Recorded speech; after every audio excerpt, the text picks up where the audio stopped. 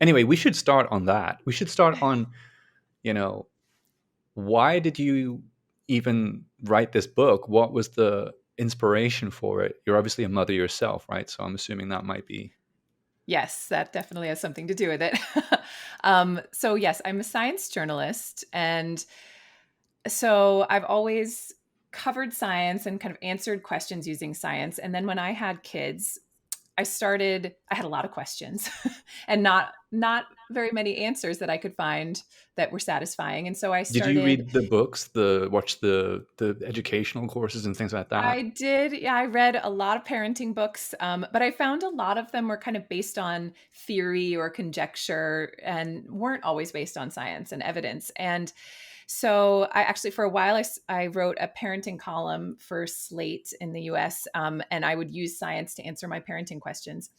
And then, I always wanted to write a book. I wasn't sure that I wanted to write a parenting book, though, because parenting is, I mean, it's so hard and I don't know what I'm doing half the time. And so I thought, who am I to be writing a parenting book telling other parents what to do? But then this was a couple of years ago. I just started getting very frustrated by the bad behavior I kept seeing Mm. all around me among people in positions of political power. And that there was the Me Too movement. There was just, I felt like a lot of the news was about people behaving badly. And I Hmm. started thinking about my kids and thinking, who are they going to become? And how do I make sure that they don't grow up to be jerks, essentially? I don't know if I can say can I say the title of the book with the Yeah, swear yeah, word we on say here? anything Okay. on the show, anything. Okay. Okay. Well, I've done some radio interviews and they're like, don't say assholes. So, yeah, I was basically thinking, how do I raise my kids not to be assholes? And I realized there wasn't a lot of advice on this. There wasn't a lot of like It's a great science-based title for advice a on book. how to do this. And it felt really important. And I started digging into the research and I realized, wow, there's actually a ton of research on what parents can do to shape kids' character and values. And some of it was really surprising. And so that was like the moment where I was like, okay, this feels like a good moment for this book. And also there's just so much research that hasn't been translated to a lay audience that I thought this is my book. And so that's what I Wow, wrote. that is amazing. It's funny that you mentioned how what the influence was partly due to was the movements, the social movements, and kind of like that dawning on you that there's something happening or has happened, right? Which has led to this point where we have a ton of assholes out there. but what specifically was it about those movements that, what do you think it is that's kind of like bringing this out now? And do you think it's not always been that way? Or do you think that we actually are, like, maybe we all are assholes and we're just better at hiding it in different generations? Yeah, that's such a good question. And I don't have a clear cut answer to that question, but I do feel like at least this behavior has become more acceptable, I think, in recent years, like like things that were once everyone knew they weren't okay to say out loud, like Trump and others started saying out loud and Mm. normalizing it and, saying blatantly racist and sexist things that Hmm. maybe certainly some people were thinking in their heads, but would never have, said it out loud and thought it was okay. And suddenly I just felt like it just became much more mainstream. Yeah. And I know there's research suggesting that kids learn by example, especially from people in positions of power. There's research from the 60s that shows that kids will observe what adults do, what they say, and if it's violent or bad, they pick up on that, and then they're more likely to behave in those ways. And Mhm. so this made me nervous because I was realizing, my kids, I didn't have the TV on a lot when these kind of bad things were happening, but I know that they were hearing about some of this stuff from their friends. I know too that there were surveys of teachers that were done soon after Trump had been elected, um, where teachers were saying, we are hearing so much more hateful rhetoric in the schools, like kids yelling, build a wall in the cafeteria and saying just very, very, like basically using his language. And that And doesn't mean that the so cafeteria wall was destroyed. It means they were talking about something, Yeah. Yeah, right? they were talking about the wall between US Unless and there really was a Mexico. destroyed cafeteria wall, in which case we're so sorry. We hope you get it Right. fixed soon. Exactly. Um, Yeah. Yeah. but when you talk about hypersensitivity, I agree with you. I think it's something that we've kind of like, if you look at sensitivity to things that are basically traditionally, let's say, Christian values, such as being conservative with your sex life, um, being more conservative in your communication of the things that perhaps others, um, might find sensitive, such as criticisms or rudeness in general, just bluntness. I think our threshold for tact has kind of really kind of shrunk, and we see it in popular culture. So, and I kind of observed this when I was younger growing up. I kind of observed how women were showing a lot more skin in, like, music videos, right? Mhm. It wasn't necessarily because in the movies there'd always be that sex scene, right? Usually always be like a sex scene, and that was kind of acceptable in the movies. But then they were like rated, so you couldn't really, or you weren't supposed to watch those unless you were a certain age. And then I realized that it was starting to kind of like really find its way in the back door through popular culture. There was this kind of obsession with skin and sex. And I think, it's just because we're hypersensitized, and now porn is just an everyday life thing for most people, which is kind of really scary. I was even reading, and I don't want to digress too much, but I was reading earlier about how the porn industry is in tandem with the sex trafficking industry, meaning the more we watch porn, the more we're actually indirectly fueling the sex trafficking industry. And people don't realize this. So there are some serious implications even beyond, what kind of a person engaging with this culture and promoting this culture makes you. There's implications beyond that into like the kind of suffering it brings to the planet. So I highly agree with you on that particular point about hypersensitivity. So what's your background anyway? I mean, like, are you religious? Are you traditionally, religious? No, no, I'm not. I would say I'm agnostic or atheist. Yeah, I mean, I was raised, my mom was Catholic, but my dad was pretty much atheist. So that was an interesting dynamic. And I Mm, did go to church as a kid.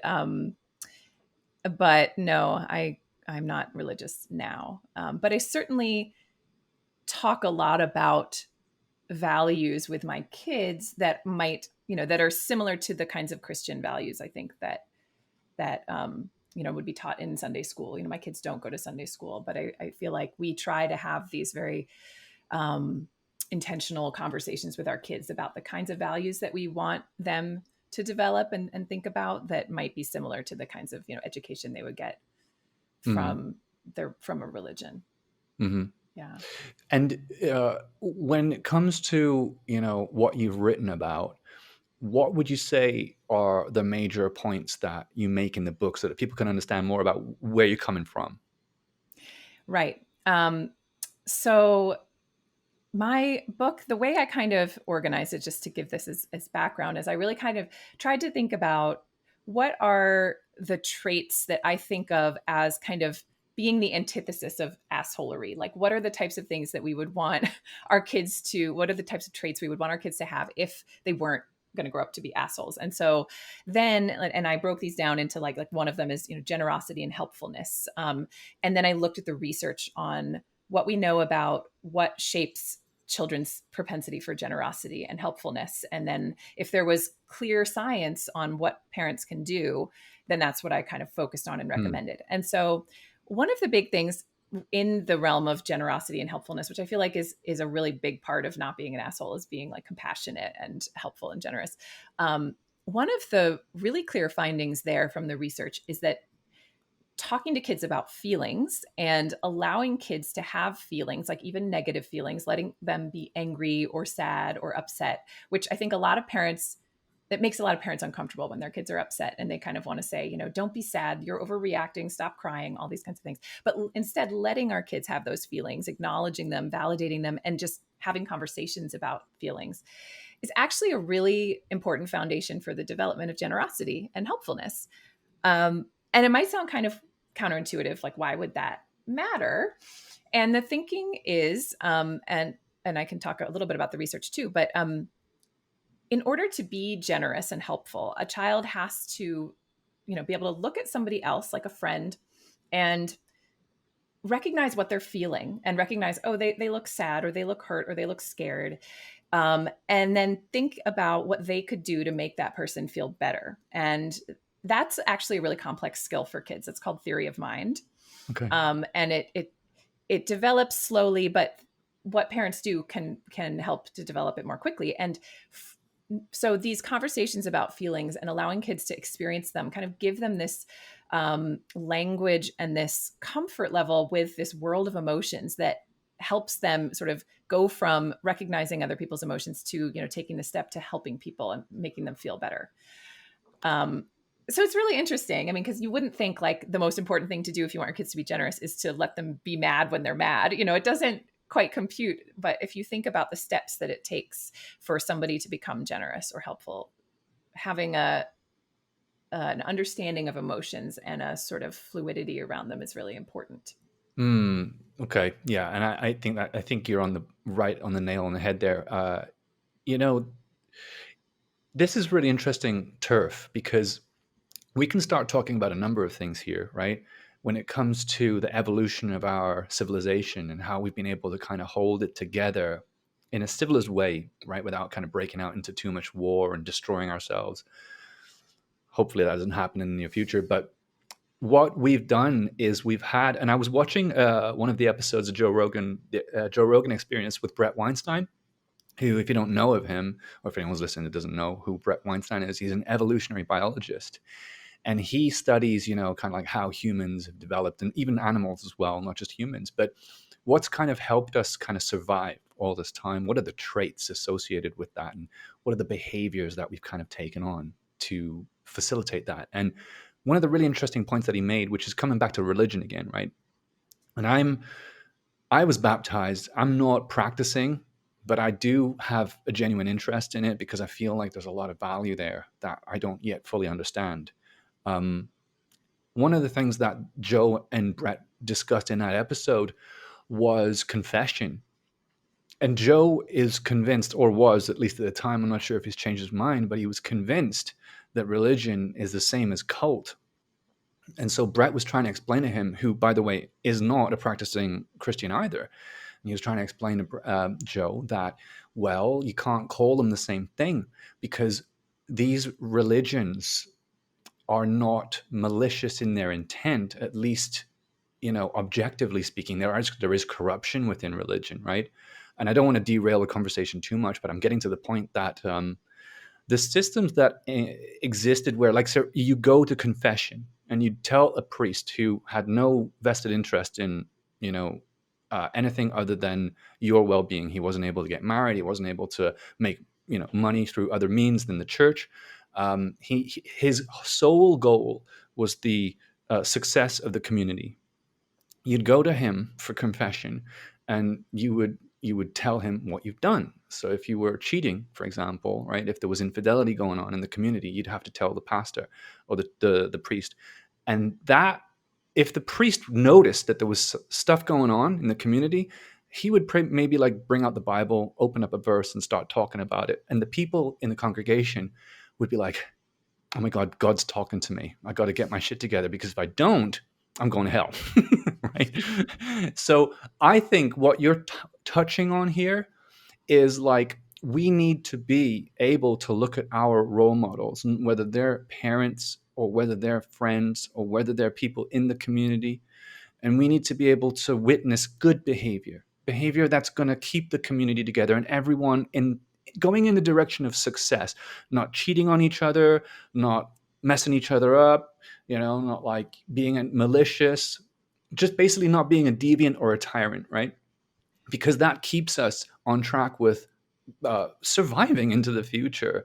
And this assholery that you're talking about, that's happening at the highest levels of institutions, whether it's Hollywood or the government or the banks or the corporations, that's really a big problem. You're dealing with a problem that could potentially derail us, which is why it's so important for us to kind of find our way again, kind of track back a little bit.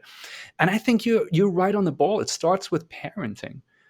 It really does start with parenting. And I don't know. I have my own kind of opinions about why perhaps these people, that this generation, the kind of the Biden generation, the Weinstein generation, right? Whoever you want to pick, is so off track. And there are bubbles of wealth and power where you just don't. It's happening with the younger generation too. The leaders of the tech giants, I'm pretty sure they're probably so disconnected from reality because of the bubbles of wealth and power that they have.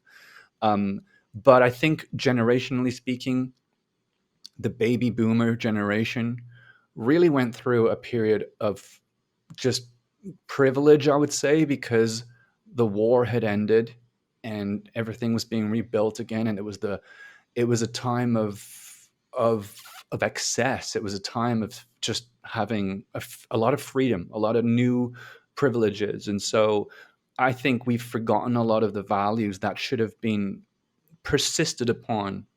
And when you're coming back to this, it's almost like you're the solution. Your book is a solution to this by coming back to what's principally correct, which is values.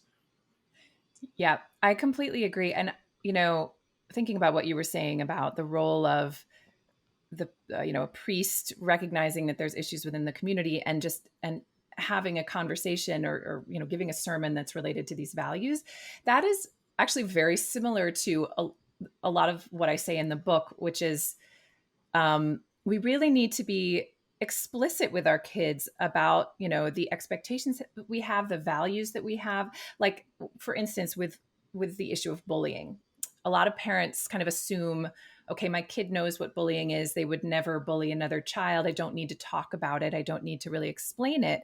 They already know better. But what the research shows is that there are actually a lot of kids who engage in bullying who actually don't really recognize that what they're doing is so hurtful.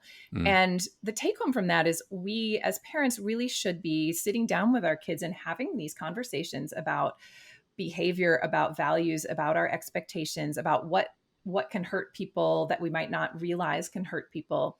And just like bringing these conversations to the dinner table a lot more. And that also includes having conversations about topics that are awkward, but that are really important, like talking about race and talking about sexism and talking about pornography. These are topics that parents don't want to engage in with their kids. We think, oh, they're too innocent, or, that this is too awkward, I don't know how to talk about it. But if we don't talk to our kids about these really nuanced, complex, important topics, then they're going to be getting information from their friends or from the media that's not necessarily the lessons we want to be giving Mhm. them. And so we should be the ones having these conversations. And I so, think a yeah, lot of parents don't know how to talk about it yeah. for real. Like I actually would struggle, to be honest with you, if I was a parent and I was trying to talk to my kids about those subjects, in a way that I feel would actually benefit not just them but society in its whole.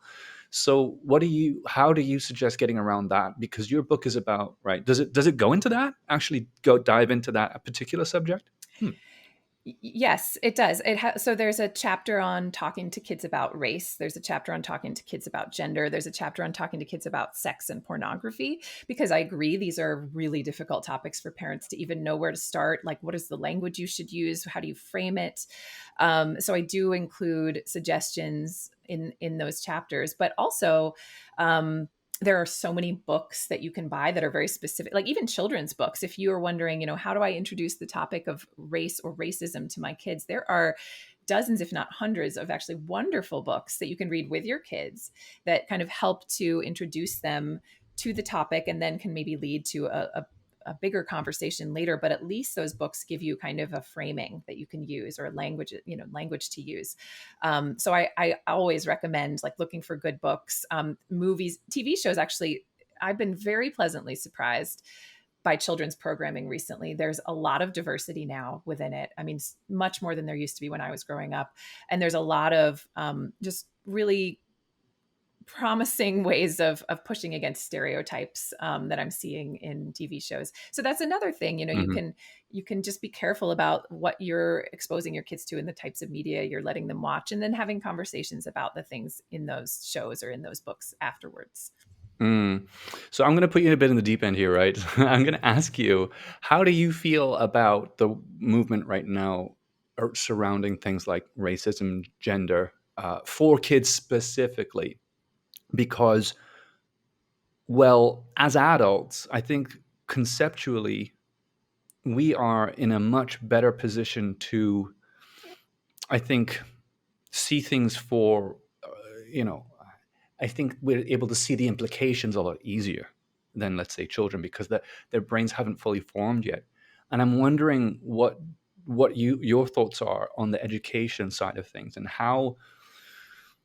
what are we supposed to teach our kids about these without jumping into too much detail?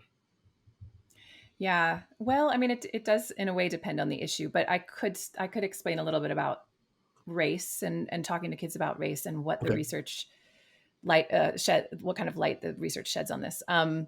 So, I know a lot of white parents in particular um, have this sort of well-meaning approach called colorblind parenting, which is like the idea that maybe we just shouldn't talk about race. And if we don't talk about race with our kids, they won't see it, they won't notice it, they won't make a big deal out of it.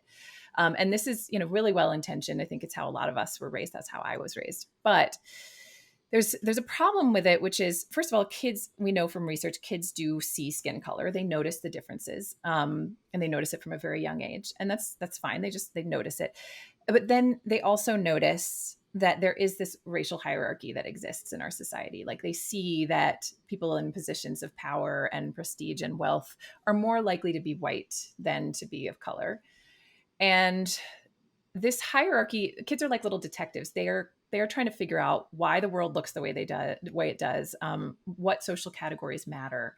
So they notice this hierarchy, and they also see these differences in skin color that play into this hierarchy. And if they're not given an explanation, like if they're not told about like the history of racism shaping this hierarchy, then they sometimes will come to the conclusion that, well, maybe white people are just like better or smarter. Hmm. So that's not a conclusion we want our kids to draw. So what the research suggests that we should do instead is to and also kids notice that we don't talk about race. And so they notice that there's this hierarchy. They notice that race seems to matter in some way, but they notice that nobody wants to talk to them about it. And that also is like a signal to them, like, this is interesting. Like, maybe talking about race is bad. Maybe race is bad. Maybe, like, mom and dad are scared of this topic. It's like it's something bad. And so Hmm. that's Hmm. another thing that plays into it. And that's not what we want. So the idea then is to kind of normalize as much as you can. Like, if your kid is in a grocery store and says, like, that lady's skin is so dark, instead of shaming, like shushing your kid and saying, don't, that's not nice, don't say stuff like that, which again, like, makes them think, oh, race is bad, talking about race. You Right. can say, like, yes, her skin is darker than ours, and you know what, their skin comes in all different colors, and you can even Hmm. explain the science behind it. Like, it's because of a chemical called melanin, and some people have more than others, and it has to do with where your ancestors are from. And so, like, just instead of being really uptight when your kids want to talk about race, just like letting them, saying, yeah, sure, there's differences in skin color, and that's normal, and it's great. And then, also talking about racism and slavery, and so that kids understand that, this hierarchy that we see is a relic of, and is still driven by systemic issues, that they can then, fight against if they want. Like, it also empowers them, I think, to think like, well, let's fight against this, let's make things better. Hmm. um, but that's sort of the idea. Like, you just kind of want to normalize the issue, not make it something taboo, not make kids scared of it, and then also help them understand, why there is this hierarchy, and that it's not because white people are smarter or better.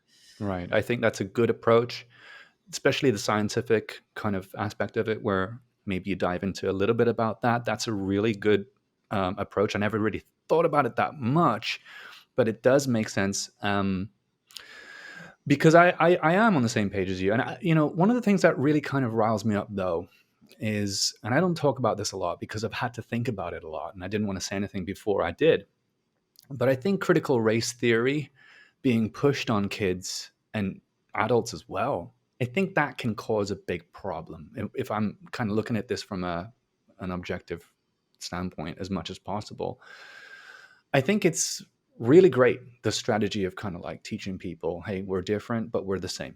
You know, we're all humans, but we come in different shapes and sizes and flavors and things like that. But as soon as you start telling people they're inherently racist, I think that's a problem because we're dealing with, although there are relics, right, of the systemic racism, the racism that was put in place by our ancestors and maybe pervades through to certain individuals today, it doesn't mean that everyone's racist. Um, and I think it's going to backfire. I think that critical race theory may backfire because you're bringing it up in a very different way. It's a very aggressive, violent way to bring up the idea Uh, of. well, I don't know. I understand the teaching of the aspects that are being taught in schools is really it's not necessarily saying everybody is inherently racist, but that racism, I mean, I think it's essentially what I was just explaining that, racism has existed and it's, been a big problem, but not, I don't understand it as everyone is, everyone white or something is born racist. I don't think that's part of what they're teaching. I seem to have heard of and read of experiences from individuals that have gone through courses at, let's say, Coca-Cola or big corporations, where the idea is, and it's based on Robin DiAngelo and her Hmm. thoughts on critical race theory, which I don't agree with. That if you're white today, you are inherently racist to a certain degree. And so these people are talking about how, and I haven't been through one, so I have to say that, like, I haven't actually been through critical race theory class, so I'm just going off of my opinion on what others have said. And the idea is so far that it's being forced on people that they are racist to a certain degree. And I think the problem that I'm trying to highlight here is, as long as the as long as the solution is not concessionary, right? As long as the solution is only awareness that what we've discussed today is a truth, like people are different, they come in all different shapes and sizes and forms, but we're all the same. I think that's a great solution to this problem. But as soon as it becomes concessionary, I have big problems with it. Like, for example, we need to give certain ethnic groups more equality, more freedom. We need to go out of our way to change the structure, the systems, the way that things work so that we can cater to those sensitivities. I think that starts to disrupt things in ways that we don't yet fully understand. And when you talk about things like defunding the police, or, well, that's a really good example, actually. There's a problem with defunding the police where people think, okay, if we take money out of these systems, that it's going to make everything better. If we have much less police, it's going to make things better. That's one way to look at defunding the police, although not everyone thinks of it that way. People think we will reallocate funds to other solutions for society, which may be a good idea. But taking police off the streets isn't a great idea either. I think training is where it needs to come in. So um, what I'm trying to say is, I think there are very important conversations that need to happen around this topic. And I think before we start to program our kids, we have to have some more difficult discussions. I don't think it's been satisfied yet, the need for us to get super clear on this subject. So those are my thoughts on it. But I do agree with you on what you've said so far, which is that telling kids about the differences in a way that isn't concessionary and in a way that is very scientific is one of the ways out of this, because then at least you're breaking the taboo and you're making it a lot more normalized. Don't avoid the Hmm. subject. And I'm half Chinese, right? So I have mixed blood, and I got bullied a little bit at school because of my eyes, right? They would kind of make these gestures and make fun of me. But luckily, it wasn't too bad. And I never experienced any kind of systemic racism because I don't think, like I was in the right category for that anyway to begin with. Um, but growing up, I think it was really obvious to me that people didn't want to talk about these things, Hmm. right? So it did make it a lot more of a, it did make it a lot more sensitive to me. And I think that that affects the way you treat people. So anyway, yeah. Um, Yeah. but how else do we stop our kids or avoid our kids turning into assholes when they're older? Yeah.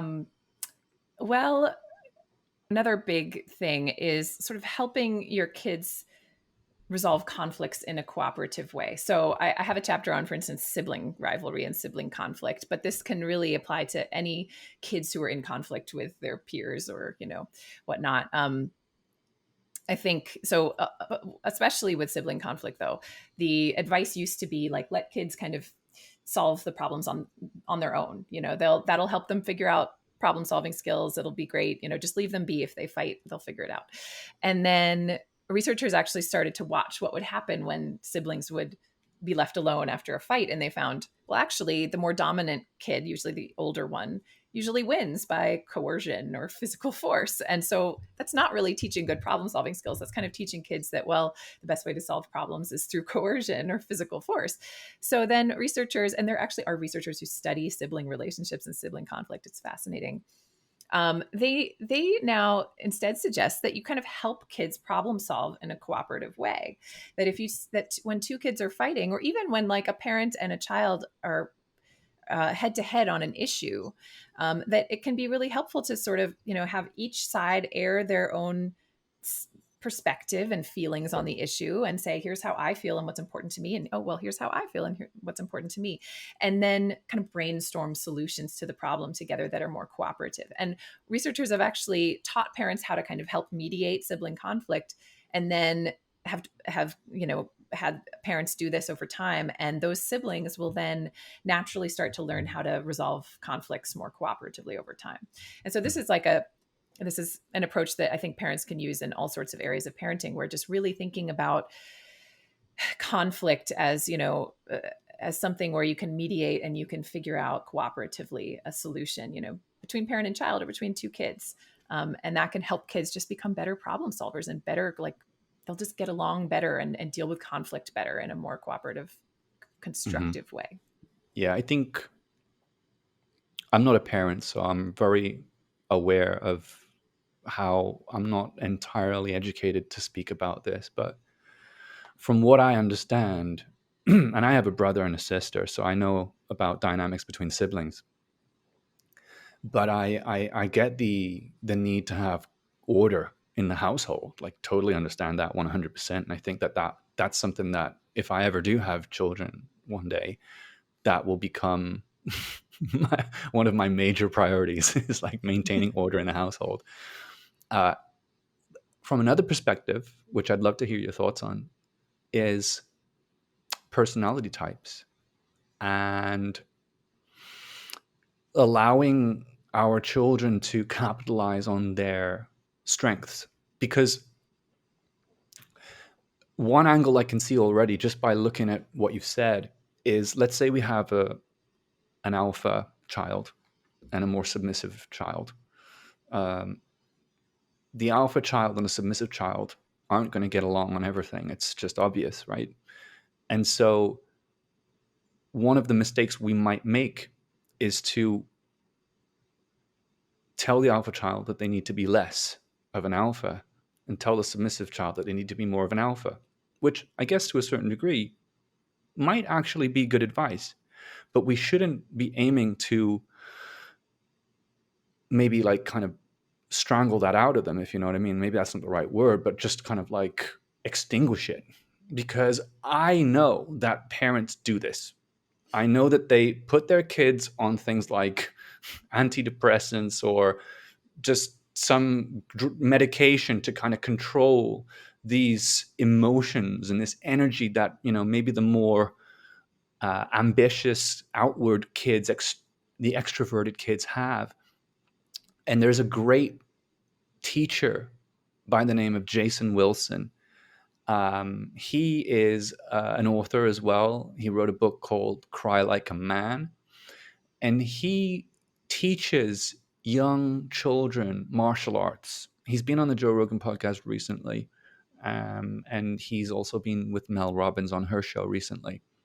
And it's fantastic what he does. It's absolutely mind blowing how he capitalizes on the strengths of kids and also the fears too. So it's like both sides. It's like your strength and your fears. He's going to go right into them. And he does it with physical movement, martial arts, kids, male and female. But what he does is he shows kids it's all right to be themselves, but that they have to figure out, they have to accept it, and they have to figure out how to use it. So let's say, for example, there's a child who is, um, scared of being themselves. They're scared of expressing themselves. They're scared of what people will think. They're scared of what they might do. He brings it out of them, and then he shows them how to control it.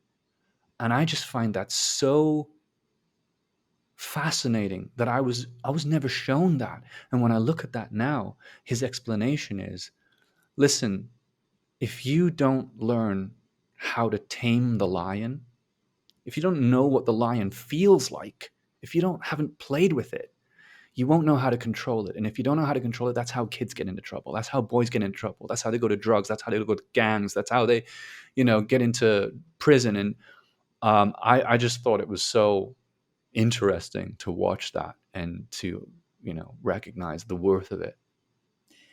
Yeah, and actually that sounds not that different from the advice on that I was talking about earlier. Like you need to let your kids have whatever feelings they have and not shame them for it. Like if they're afraid, if they're upset, if they're sad. I mean, especially with boys, our culture tends to shame boys for having feelings of fear or sadness. Like, don't you're being such a stop crying like a girl, get yourself together, kind of that kind of shaming. But we really do need to let our kids have those feelings in order for them to learn how to manage them and understand them and control them. Like they can't get to the point of being able to deal with those feelings if they are shamed for having them and just try to bury them all the time. So we like have to let them experience it in order to understand and control it. And you're right, there is actually research that suggests that boys who have been shamed for their feelings and really not given an opportunity to experience them, those are the boys who are more likely to commit crimes and get into trouble and even sexually assault women. There's all sorts of negative outcomes associated with that kind of, you know, taking from kids the ability to just be themselves and experience what they experience. And so How I have think you that's, how have you dealt with or have you touched on the single parent dilemma? Because I would imagine, that is a huge pressure for someone. I mean, I've spoken to so many single mothers. I haven't spoken to single fathers that much because the fathers generally tend to be the ones who leave or get kicked out. But and that's a whole different subject, right? It's complicated. But I haven't, looking at what you're talking about and what we're discussing today, it's a lot of pressure on one person to fulfill because you got all those different energies, the masculine and feminine coming into it. Um, it's Have you touched on that at all? I don't talk about that specifically in my book, but I completely agree that, I mean, being a single parent is so hard. And I mean, it's just in so many ways. Uh, you know, but I don't think we have to treat, I think like a boy who grows up with just a mother is going to be okay. You don't have to have, um, like a boy does not have to have a father figure in his life to be okay. Mhm. But I think it's just a lot harder for Yeah, it is a so tragic many situation. I reasons. mean, I empathize, that there's not much you can do with that. Um, but just thinking about it, like I remember doing the research. 1/4 of households in the United States are single parent households, and 80% are mothers, single mothers. It's a shocking statistic. That's an Mm. epidemic. That's crazy. Uh, Yeah. I don't know if it was always that way. I didn't do the historical research. I would imagine it hasn't always been that way because we were very community driven before this period, especially going back into history. That's how we survived. We needed to be in good standing with the people around us, and so we needed to stick together. Basically, couldn't leave the nest. But these days, wow, what an epidemic! Yeah. I mean, it's hard. It's hard though, because then you think, well, some of those families that stayed together before that now might be single parent family, those might have been very bad relationships too, though. Like maybe they stuck together, but there was abuse or something else that also wasn't going to be good for the family or for the children growing up. And so it's hard, you can't just look at it on its own, but within this context of, I don't know. Maybe before, like I had a lawyer on a show early on, Jacqueline Harunian, great lawyer from New York. She's a divorce lawyer, and she's been in the industry for a long time. And she told me that up until the mid 1980s, women weren't allowed in the United States, and I think specifically she was talking about New York, were not allowed to own their own bank account. They had to have a co-signer, their partner, their husband had to be co-signer. So they were Wow. literally locked into the relationship financially. They could leave, but they wouldn't be able to, take any of the money or have any of the money, right? If the husband didn't want that. So that was a really crazy fact to learn. And so I agree with you. I think historically there are many relationships that were clearly tragic and didn't lead to anything good. But I hope that human nature is not such that we can't learn from this and we can't make better choices and we can't think about the future better before we start to dive into a relationship with someone and have children, especially because having kids, and this is one of Ben Shapiro's biggest arguments, is that if you have kids outside of wedlock, everything that happens is basically on you. It's not on society. It's not on your upbringing. It's your choice. You take responsibility for that. And he argues that if we are able to bring ourselves back, and again, I'm not a religious person. I'm not, but I can try to empathize with him and see his point of view. If we're able to bring back a lot more of those Christian values of family, of being in wedlock, married, it's going to, in his opinion, cut out a lot of the problems we have with single parents and having kids with single parents, which I personally think would do a lot for our society because, again, coming back, we're coming full circle now. So that whole problem about like what Mr. Jason Wilson's trying to accomplish with his teaching is he's taking the kids that predominantly come from these single parent households, single mother households, where they don't have that father figure who can teach these things to them or should be the one teaching these things to them. So really great point that you made there. Maybe there are people who shouldn't be in relationships, but I think we really need to try to figure out, well, if you're not supposed to be in a relationship, like how do you keep yourself from from making silly choices that lead to suffering down the line? Yeah. Well, and I think we need better access to birth control. I think that would help too. I don't live in the States, so I'm trying to, you know, is there a problem with access to birth control? Yes, I mean, it depends on a lot of factors. Certainly, like I don't have trouble getting birth control, but I have doctors who see. I think it is. I think it is hard to get access to reliable birth control. Yes, and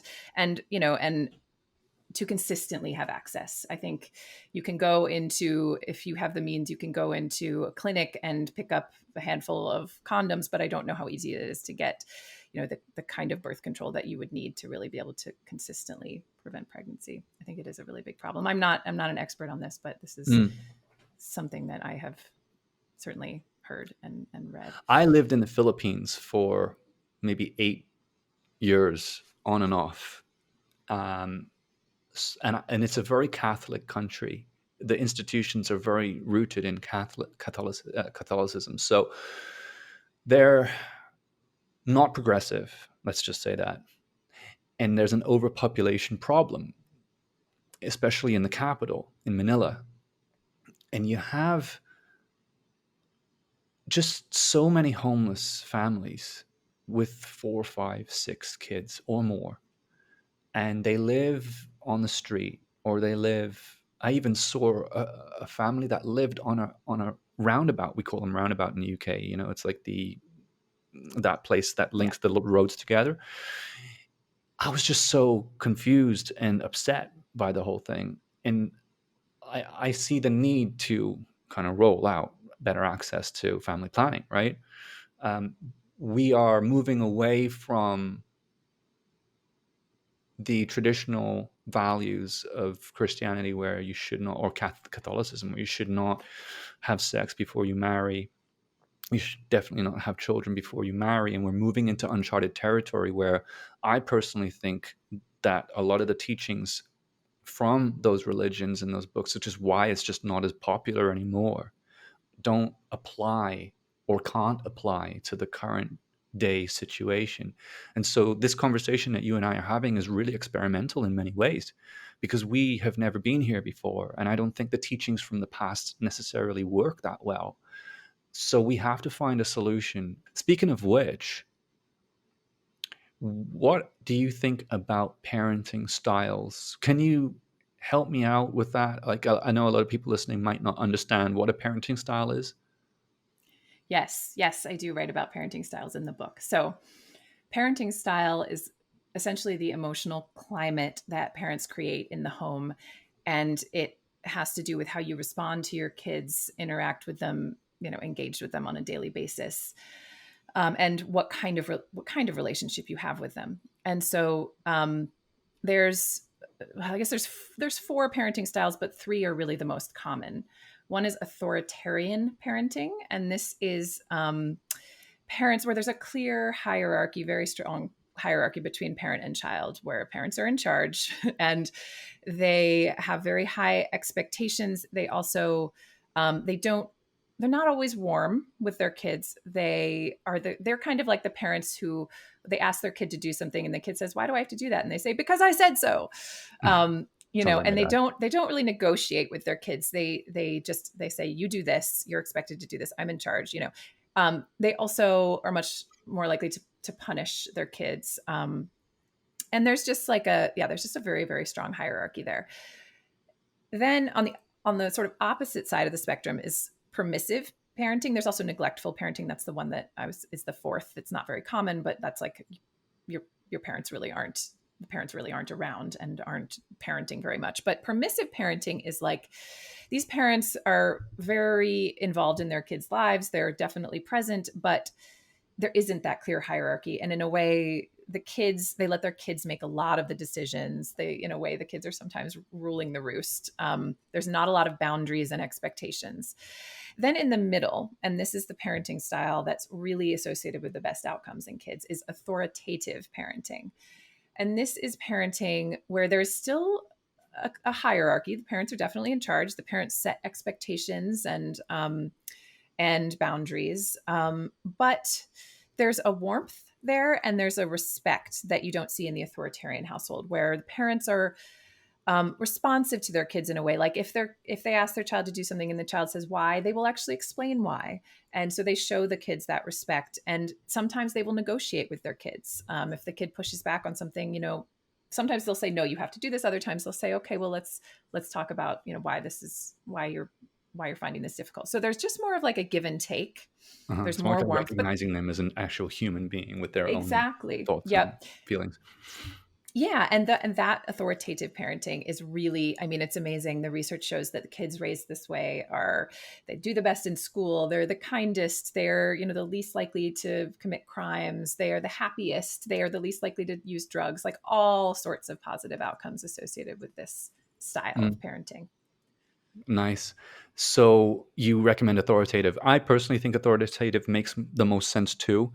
Um, in your experience, kind of meeting with people, talking about this, seeing families and their dynamics, what would you say is the most popular, at least from your perspective and where you are? What was the most popular parenting style right now? Well, um, I mean, speaking from my own experience and the parents I know, I would certainly say authoritative parenting is very popular. Um, Permissive parenting, I think, has become more popular recently. There's kind of this idea, I think, that there's like a conflation here where some parents think that any kind of expectations or consequences with kids is dangerous. And so they kind of sometimes veer into permissive parenting where they just don't have any boundaries. Or they really they're just so afraid of kind of being too harsh that they're just too lax. I think that I've seen that happen. There are certainly still some authoritarian families. I mean, that is still that still exists, but I would say that was more common 30, 40, 50 years ago. I mean, when if you watched Mad Men, for instance, like those are authoritarian households where it's like, kids, you should be seen and not heard, and I expect this of you, and you must be on your best behavior at all times. Like that's very authoritarian. But I Mm, think it's become less common in recent decades. mm, yes.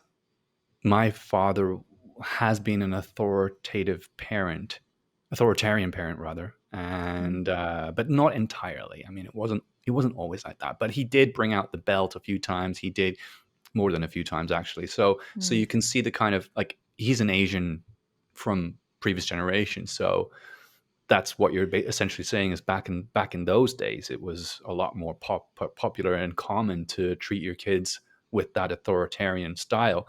Um, you made an interesting point that you think there's more people now that are permissive than before. Why do you think that is? Like, because I have my own thoughts and I'll share them in a moment. But like, what's happening here? Is there, because you're saying it's the most important to be an authoritative parent, right? Where you That's a give, you maintain control of the household, you have very firm boundaries and very clear lines, but you're able to give some flexibility to the kids so that they don't feel like they're oppressed. But why do you think there's a kind of like a not a resurgence, but like a popularity gaining around permissive parenting? Yeah, I mean, I have to say this is really my own anecdotal observations. I don't know whether it's actually become more common, but I feel like I see it in at least in in the communities in which I have friends. I see it a bit more commonly. And I think to some degree, I mean, I think it's very complex and I think it reflects a lot of cultural changes, but I also think we came from an era of a lot of authoritarian parenting. A lot of us who are now parents were raised by authoritarian parents, and so we kind of were it's like the pendulum is swinging the opposite direction. Like we don't want to do that to our kids, and so we're erring on the side of being a little too permissive. I think that could be part of it, but I think there's much larger sort of cultural movements happening that this might be a part of. um, there's like starting in the 1980s too, there was this really big movement to make sure that kids had high self-esteem in the US. Like it became like this kind of obsession in the US. And I think that obsession with self-esteem also plays a role in this, where we kind of think that the best thing to build our kids' self-esteem is to, not criticize them and not punish them and not have too many consequences for their behavior. Hmm. That's a whole nother issue, the issue of self-esteem. And I talk about it in my book and kind of the misunderstandings that parents have surrounding self-esteem. But I think that could also be playing a role where we're sort of coddling our kids a little too much now in the hopes that this will build their self-esteem. But actually, I think it's not very good for their self-esteem. Yeah. Um, there's I probably a think I lot going on. remember what you're saying actually as a kid that was born in 1983. I grew up like developing during those years. And in the UK where I was living and growing up, I would watch movies and shows from the US. And there was a very distinct difference culturally with how kids were behaving from where I came from and what I was seeing on the TV. And I know it's TV and I know it's a movie, so it's kind of an exaggerated form of reality. But there was this kind of messaging, which was like kids should be allowed to do what they want, and it's okay. They can get away with it. It's fine. And I always kind of found that really confusing because I didn't experience the same thing, but I wanted to, right? I wanted Yeah. to have that freedom. Yeah. Um, and it must have been really confusing for kids growing up outside of the US watching popular culture from the US. So that's an interesting point. But yeah, I mean, just, and I don't mean to make things so political, but I think that it's just a really divisive time right now. And I'm trying my best to bring to light some of the maybe truths, or at least from my perspective, the truths about what's going on, so we can get back to being together again and working with each other. But I feel like a lot of the permissive parenting comes as a result of fear of people not ostracizing us from society, but actually, maybe in some cases, yes. I think people are being, cancel culture is a real thing. It is a real thing, and it's kind of dangerous. It's a dangerous way of thinking, and I think we are very on high alert, and unfortunately making decisions based around whether we can avoid being canceled, or at least our reputation being hurt by the choices we make in our personal lives and at home. Uh, I'm a believer. I'm not sure about your perspective on this, but I'm a believer in being able to spank your child when the moment calls for it, and from a place of calm, not from a place of anger or any kind of emotion. It has to be a place of calm because you need to be measured. But there are moments, I believe, where you have to be that authoritative parent, where you're going to discipline your child because they cannot be controlled any other way, and it's not appropriate. Whereas I think the permissive mindset wouldn't do that and doesn't do that. And it unfortunately leads to what we've just discussed, which is kids maybe growing up, especially during those developmental years, right? Like, what is it, 3 to 5 or something? I can't remember. But very early on, there's like this window of time where Hmm. if we don't get our parenting right, it's going to have repercussions from that moment forward. I've never heard that there's like a critical period for parenting. I mean, Yeah, I'll find the reference for you, but I think it was Jordan Peterson that was talking about there is a critical window of developmental childhood where if we cannot instill values in our kids, they will grow up without that. They will grow up without that hmm. map, and it will lead to like them getting into trouble or them not being able to empathize, or. Yeah, I can't say I've ever seen that in the research literature. So Yeah, I'm not sure. I'll have a look. I'll share it with you after this, Yeah, because it's super important. If it's true, right. then that means that we need to be really careful about how we're parenting, especially during that time, um, because it won't matter. Apparently, according to that, it won't matter too much what happens after, because the programming has already been put in place. That's interesting. Yeah, I have to say I'm skeptical of that because I have seen a lot of research on kids who are older and seeing how parenting certainly shapes them. I have not seen anything suggesting that there's like a period where there's the most influence. It could be that um this is sort of extrapolated from research on, how like the effects of a trauma on a child can be much worse when they're that age or something, but I haven't seen anything suggesting that parenting matters less outside of those years. I would be really interested to see if that's true because that's really interesting. I mean, I don't know if I think maybe that's not the right way to look at it, because I don't think it matters less. I just think, from what I've heard, what they're saying is it's absolutely essential during that time. Like, it doesn't make it less important to parent later, but it definitely is more important, if you know what I mean. It's like a different way to describe it. But I will find that for you. And I think, have you ever had the misfortune of knowing a clinically diagnosed narcissist or sociopath or psychopath. Have you ever had that Well, misfortune? I it's hard to say because I think I have engaged with them before, but I don't know for sure that they have had that diagnosis because it's not like they're going to necessarily tell me, right? But I have certainly talked with people where and I am not a psychologist who could make that diagnosis, but I've thought, I wonder if perhaps they might have this condition. Yes. But I don't know for sure because I don't have Right. their medical Yeah. How history in would front you? of They me. probably wouldn't tell you, and they probably wouldn't even Right. believe it.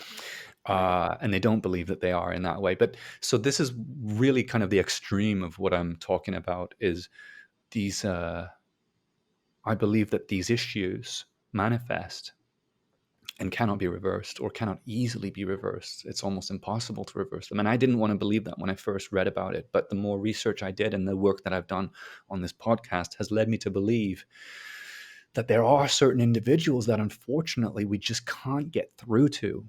It's like they've created this reality that where they are not wrong ever. And so really tough. And I've been around a few people like that. It is scary. And those people need constant oversight and need to be kind of controlled in a certain way so as to not destroy themselves and also the groups of people that they're part of. It's a tricky subject. What would you say would be the biggest lessons you've learned writing this book? And have you had to change your parenting as a result of that? How old are your kids, by the way? I have a 10-year-old son and a 7-year-old daughter. Okay, got it. And yes, I mean, my parenting certainly has changed. I really have a lot more intentional conversations with my kids about both, what I am experiencing, in order to help them sort of understand. Like, I think every kind of conversation we have with our kids about both our own lives and about the world in general, is an opportunity to share our values. And so it sounds so silly, but really, like, I think one of the big themes of the book is talk to your kids more, like talk about things that are happening in the world, and talk about your own life and what you're going through, and what you're learning and growing from, and just talk about stuff that you might not think you need to or should talk about with your kids. And so I certainly do. Like, I try to find opportunities to just have conversations about different issues with my kids, because they're old enough now, 7 and 10, especially my 10-year-old. He can have conversations about a whole lot of things and grasp them. And I think sometimes as parents, we just shy away too much from any kind of meaningful conversation with our kids, and we shouldn't. So. Mm. It makes me wonder about Santa Claus and all of those little magical myths that we get taught when we're a kid and the Yeah. reasons behind it. But some of the most magical the memories that I have are staying awake on Christmas Eve, trying to hear the bells of the sleigh coming in. And I mean, it's really, it's really nice. It's a nice memory.